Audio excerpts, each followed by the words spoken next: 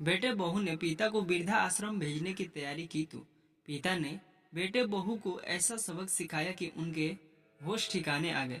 विश्वजीत सिंह अपने परिवार के साथ दिल्ली में रहते थे। उनके परिवार में 2 बेटे, एक बेटी और एक पत्नी मंजू थी। बहुत सुकून भरी जिंदगी थी।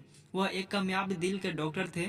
खुद का हॉस्पिटल खोल रखा था, साथ ही एक बड़ा सा बंगला बना रखा था। मंजू भी डॉक्टर थी। लक्ष्मी जी की विशेष कृपा प्राप्त थी। मंजू, भगवान ने हमें बहुत कुछ दे दिया, बस यह बच्चे भी हमारी तरह डॉक्टर बन जाए तो हमारी इस सपने को और भी विस्तार देकर हमारा नाम रोशन करेंगे।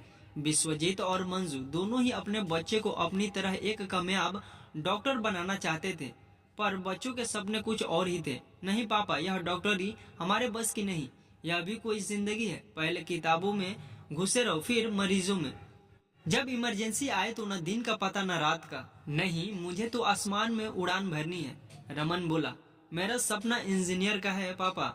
विपुल बोला, मैं तो मॉडल बनने के लिए पैदा हुई हूँ। देखना एक दिन टॉप मॉडल बनूंगी पापा। रूही बोली, जैसे तुम लोगों की मर्जी, अब तुम लोग बड़े जो हो गए हो, करो अपने मन की। विश्वजीत ने बच्चों पर जबरन अपने सपने नहीं थोपे। एक बेटा पायलट बन, दूसरे ने इंजीनियरिंग कर अपनी राह पकड़ ली। मंजू ने बेटी को बहुत समझाया, बेटा रूही, यह चौका-चौंध की जिंदगी में सुकून नहीं है। कोई और राह चुन लो और अपनी जिंदगी को ठहराव दो। मॉडलिंग की जिद छोड़ दो बेटा। नहीं माँ, मैं खाना छोड़ सकती हूँ, पर मॉडल बनने का शौक नहीं। बस अब मेरे पीछे मत पड़े रहो। रूही तो फैशन की दीवानी थी, तो वह माँ बाप की मर्जी के खिलाफ जाकर मॉडल बन गई और फिर एक दिन अपनी मर्जी से शादी कर विदेश में जाकर रहने लगी। पति पत्नी ने भी हालात से समझौता कर लिया। 70 का दशक तक पहुंचते पहुंचते विश्वजीत और मंजू पर उम्र हावी होने लगी और मेहनत करने की क्षमता भी कम होने लगी थी। सुनो जी, हॉस्पिटल किराए पर उठा दीजिए और हम दोनों हफ्ते में 3 दिन शाम समय ही मरीजों को देख लिया करेंगे। इस तरह शरीर को भी आराम मिलेगा और बच्चों के साथ समय बिताने का मौका भी। पूरी जिंदगी मेहनत में गुजर गई, क्यों ना अब बच्चों के साथ समय बिताया जाए। सही कहा मंजू, मुझे तुम्हारा निर्णय पसंद आया। उन्होंने हॉस्पिटल दूसरे डॉक्टरों को किराए पर चलाने के लिए दे दिया। दोनों ने अपनी बची खुशी जिंदगी बच्चों के साथ घर पर बिताने का निश्चय कर लिया। विश्वजीत की बहुएं रसोई घरों की बेटियां थी और दोनों ही अच्छे पदों पर कार्यरत थी। घर के काम के लिए नौकर चाकर लगे थे। दोनों पति पत्नी डॉक्टरी छोड़कर पोते पोतियों के साथ घर पर अपना समय बिताने लगे। जब तक दोनों अपने कामों में व्यस्त थे, सब कुछ अच्छा चल रहा था। अब माँ बाप का पूरे पूरे दिन घर पर रहना बहुओं को अखरने लगा था। बस यहीं से परिवार में छूट पुट कलह की आवाजें उठने लगी। दीदी, आपको नहीं लगता मम डैड बच्चों को हमसे दूर कर रहे हैं? हम ऑफिस से आते हैं, फिर भी बच्चे को कोई फर्क नहीं पड़ता। पहले कैसे दौड़ कर आते थे। हाँ सही कहा, अब 2 घड़ी आराम से बैठो तो बहू कैसी रही दिनचर्या, क्या क्या किया आज। अब यह कोई बात है? आजादी से सांस लेना मुश्किल हो गई है। विश्वजीत और मंजू सब सुनकर भी शांति से सब अनदेखी कर रहे थे। उन्होंने धीरे धीरे बच्चों और बहुओं से दूरी बना ली और अपने कमरे में सिमट गए। मंजू मन ही मन दुखी होती, पर खुश रहने का दिखावा करती रहती। एक दिन दिल के दौरे से मंजू विश्वजीत को हमेशा के लिए अकेला छोड़ इस दुनिया से विदा हो जाती है। मंजू के जाने के बाद अपना अकेलापन दूर करने के लिए विश्वजीत रोज सुबह शाम बगीचे में पहुंचकर अपनी उम्र के बुजुर्गों के साथ वक्त बिताने लगे।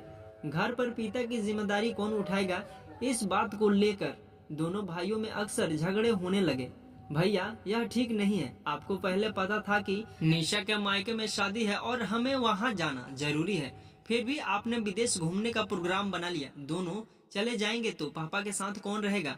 विपुल बोला, अरे तो हम अपनी छुट्टी खराब कर दे।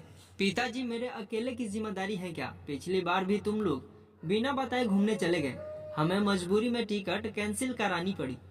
रमन गुस्से में बोला, आप घूमने चले गए तो चले जाओ ना, वैसे भी नौकर चाकर है तो फिर हम क्यों अपने शौक छोड़े। विपुल बोला, आप दोनों बेकार ही झगड़ा कर रहे हो। डैड को बोलो अब प्रॉपर्टी का बंटवारा कर दें, उसके बाद उन्हें वृद्धा आश्रम में भेज देते हैं।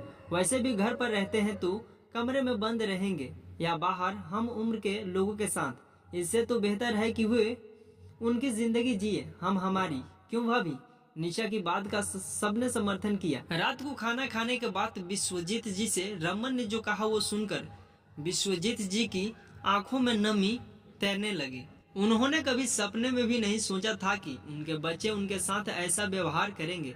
उस समय उन्होंने ज्यादा कुछ तो नहीं कहा, बस इतना बोले, ठीक है, जैसी तुम लोगों की मर्जी, मुझे 1 महीने का समय दो, फिर मैं अपना निर्णय बताता हूँ। उस दिन से विश्वजीत रोज सुबह नाश्ता कर घर से निकल जाते और रात को लौट कर आते थे। उन्होंने घर पर खाना खाना बंद कर दिया, किसी के किसी भी सवाल पर जवाब दिए बगैर अपने कमरे में चले जाते थे। 1 महीना पूरा हो गया। विश्वजीत ने रात खाने के वक्त बेटे और बहू को सुबह 10 बजे नाश्ते की टेबल पर मिलने को कहा। कल सुबह ठीक 10 बजे सब यही मिलना, मुझे वसीयत की घोषणा करनी है, शो वक्त पर मौजूद रहना। इतना कहकर वह सोने के लिए अपने कमरे में चले गए। बधाई हो भैया, फाइनली पापा ने चुप्पी तोड़ी। मुझे तो लग रहा था कि उन्होंने हमारी बातों को हवा में उड़ा दिया। सही कहा विपुल, मुझे भी यही फीलिंग आ रही थी। चलो देर से ही सही, पर उन्होंने फैसला तो लिया। मुझसे तो अब सुबह होने का इंतजार करना भी मुश्किल हो रहा है। चलो सुबह जल्दी उठना है, गुड नाइट। बच्चे वसीयत के सुनहरे सपनों में खो गए कि कल किसके हिस्से में क्या आने वाला है। सुबह का वक्त सब वक्त से पहले हाजिर थे। सबकी निगाहें विश्वजीत के कमरे की ओर थी। सबके चेहरे पर खुशी की झलक दिखाई दे रही थी। वकील साहब के आगमन के साथ ही इंतजार की घड़ियां खत्म हो गई। भैया वकील साहब, विपुल ने इशारा किया, तुम चुप बैठे रहो, आइए अंदर आइए। रमन ने आगे बढ़कर कहा, जया वकील साहब के लिए चाय बना कर लाओ। नहीं, उसकी कोई जरूरत नहीं है, मैं घर से चाय नाश्ता करके आ रहा हूँ, तुम लोग मेरे लिए तकलीफ मत करो। वकील साहब बोले, 10 बजने में 5 मिनट बाकी थे, या पापा भी इतनी देर क्यों लगा रहे हैं? विश्वजीत के आने में देरी से विपुल मन ही मन बड़बड़ा रहा था। थोड़ी देर में विश्वजीत भी आ गए वकील बाबू, कुछ चाय पानी मंगाऊं या पहले वसीयत का कार्य हो जाए? पहले यह काम हो जाए विश्वजीत अंकल, फिर देखते हैं। पापा ने आपको घर भी बुलाया है। वकील सुमेर विश्वजीत के दोस्त का बेटा था। वसीयत में क्या लिखा गया उसकी घोषणा होने लगी। फिर वकील साहब के एक एक शब्द के साथ बेटे और बहुओं के पैरों के नीचे से जमीन सरकने लगी। घोषणा इस प्रकार थी, विश्वजीत सिंह ने पूरे होशो हवास में अपनी चल अचल संपत्ति का आधा हिस्सा वृद्धा आश्रम चलाने वाली संस्था को दान में दे दिया है, और इस घर को खाली करने का तुम लोगों के पास 1 महीने का वक्त है। 1 महीने बाद संस्था यहाँ वृद्धा आश्रम चालू करेगी। विश्वजीत अपने दोनों बेटे से बोले, तुम लोग यही चाहते थे ना, मैं अपनी संपत्ति का बंटवारा करके वृद्धा आश्रम में जाकर रहूं। तो लो, मैंने तुम लोगों की इच्छा पूरी कर दी। अब मैं वृद्धा आश्रम में रहूंगा, पर कहीं और नहीं। वृद्धा आश्रम तो खुद मेरे पास मेरे घर में रहेगा। हॉस्पिटल से आने वाले किराए से इन लोगों का मुफ्त में इलाज होगा। अब मैं मेरी दुनिया में खुश और तुम तुम्हारी दुनिया में। बस मैं कुछ और नहीं बोलूंगा। तुम जैसी औलाद के लिए यह सबक जरूरी है। जाओ और अपने जाने की तैयारी करो।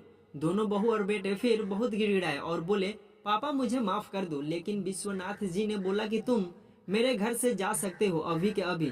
फिर दोनों बहू और बेटे घर से निकल गए और अपने किए पर शर्मिंदगी और पछतावा दोनों को हो रहा था। सच में दोस्तों, ऐसे बेटे और बहू को ऐसे ही सबक मिलना बहुत जरूरी है। ये कहानी आपको कैसी लगी कमेंट करके बताएं, और साथ में हमारे चैनल को सब्सक्राइब करें। थैंक यू दोस्तों इस वीडियो को पूरा देखने के लिए।